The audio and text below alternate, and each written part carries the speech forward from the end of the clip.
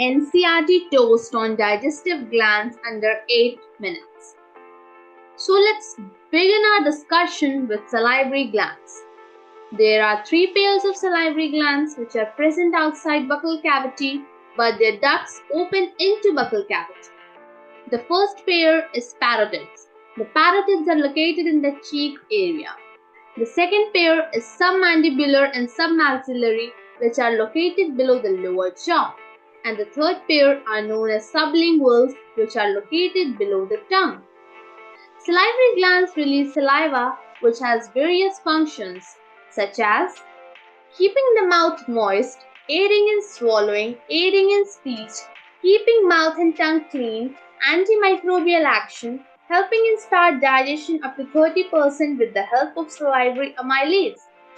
The action of salivary amylase is depicted in the following equation, where the salivary amylase operates at the optimum pH of 6.8 and converts the complex polysaccharide starch into the simple disaccharide maltose.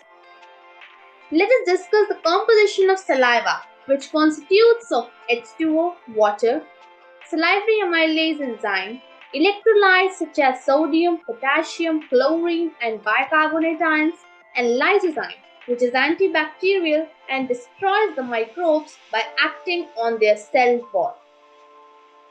Coming on to liver. Liver is the largest gland in the human body, weighing from 1.2 to 1.5 kilograms. Hemoglobin gets destroyed in liver to form bile pigments, and the bile formed in liver is stored and concentrated in a thin muscular sac known as gallbladder. Coming on to the labeling of various ducts in liver, we begin with right and left hepatic duct, which respectively arises from right and left lobes of liver. The gallbladder opens through cystic duct and joins the common hepatic duct to form the common bile duct. Nextly, we'll discuss some functions of liver. Actually, there are multiple functions of liver: erythropoiesis and gluconeogenesis, storage of vitamin A, vitamin D, vitamin E, vitamin K, and vitamin B12, drug detoxification, lipolysis, lipogenesis, glycogenesis, production and destruction of hemoglobin, clotting factor production, and heparin and bile production. Coming on to bile. Bile is a greenish-yellow alkaline juice. This digestive juice does not contain any digestive enzyme.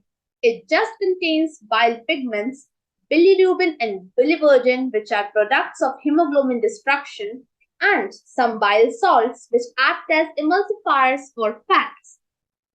It is important to note that bile pigments are toxic and cause jaundice if accumulated in the body. It's time to discuss some important points about hepatic lobule. Hepatic lobule is a structural and functional unit of liver, where each lobule is covered by a thin connective tissue sheet known as the Glissen's capsule.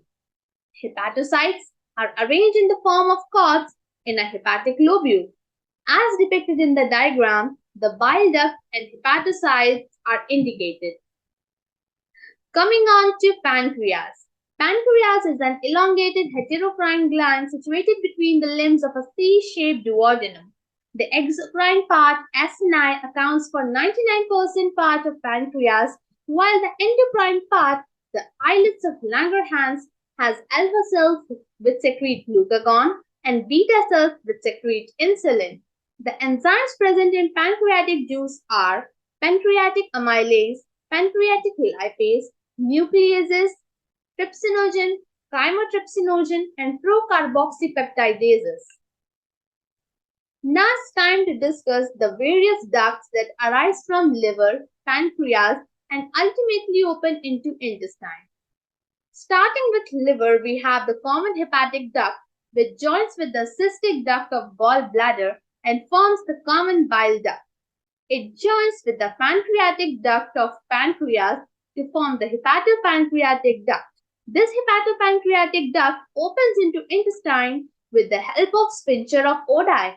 Sphincter of Oddi guards the opening of hepatopancreatic duct into the small intestine. Coming on to gastric glands. There are three types of cells present in gastric glands: goblet cells, chief peptic or zymogen cells, and oxyntic or parietal cells. The goblet cells secrete mucus, which helps in lubrication and protection of mucosa against hydrochloric acid of stomach. The chief peptic and zymogen cells secrete enzyme pepsinogen and prorenin. The oxyntic and parietal cells secrete HCl of pH 1 to 3 and secrete Cassel's intrinsic factor, which helps in vitamin B12 absorption required for RBC maturation.